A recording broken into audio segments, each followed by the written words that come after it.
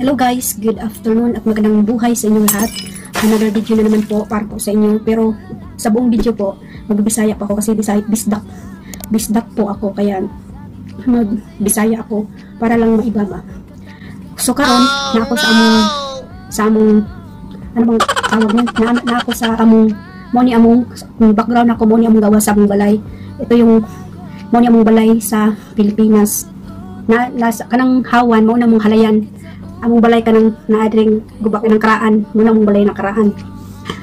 So ngayon po ang aking video ay Bisaya bisdak tanan para ito ang makeup tutorial ko para po sa mga nasaktan, para sa mga tao nga napasakitan sa ilang ex-boyfriend or kuan. Kaya kung kamo na parang kamove on, mag-make up lang para guwapa ka di ay guwapa dahi ka kung mag-ayos ka lang.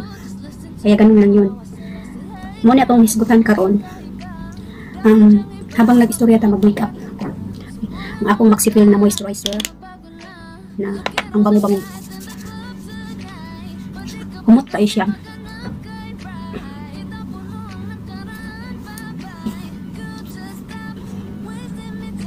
Dayon ang akong gamiton. Kani mo na akong gamiton na foundation.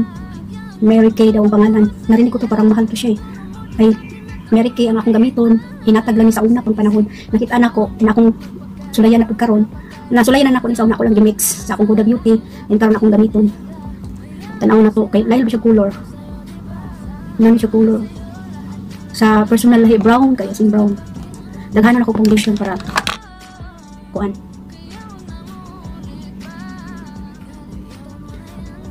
Kanang sa likod na ko nga kuan, nga background sa amo ana siya. Sa amo ang silong namo ba. Gimingaw na kay 7 years na kung wala ka uli. Ambot na imbis na muuli nung ta na corona man. Na may corona nya lisod ra ba kaayo. Muuli karon nga kay iswab test ka nga tutang kuan kanang naipasok sa imong ilong para kuan maibawan nila nga na ba kay bit-bit na corona. Di ba kahadlok? Nang saon na lang ginuo ko. Kag magpurgod na lang tayo. Magpurgod na lang para makauli ta. Tinatang balik og abroad. Nang saon taman ani nga wa pa ta kabalukan sa kanita man yung lockdown kay imbis na ang lockdown na full lockdown na diri sa Kuwait. Gitagaan pud na 2 ka oras ang mga tao para mag-walking lang gani kuno. Gihimo naman nun nilang kuan. Mura man sila nakabuhi sa halwa. Nung saan ang corona pati lipaya kay daghan kay siya masudlan. Saon na lang ni.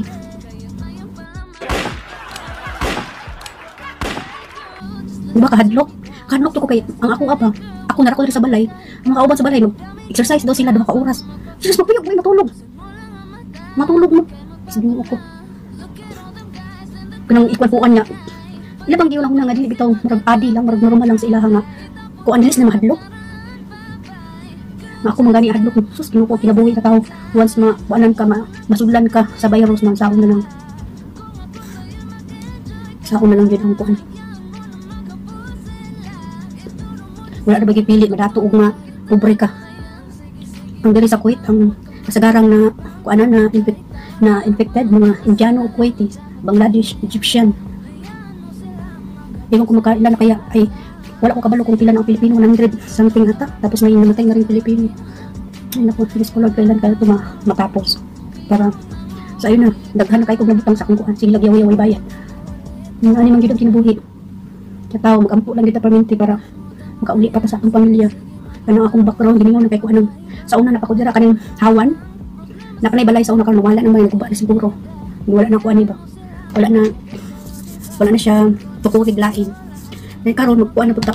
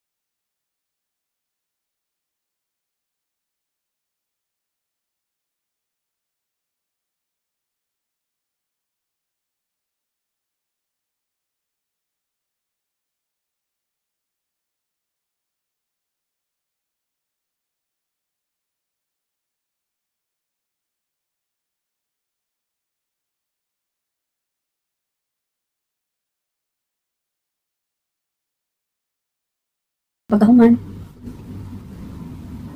make up na wala ko kasabot. Pero ang akong title ani katulad yung para sa mga kuan ba, mga nasaktan lagi.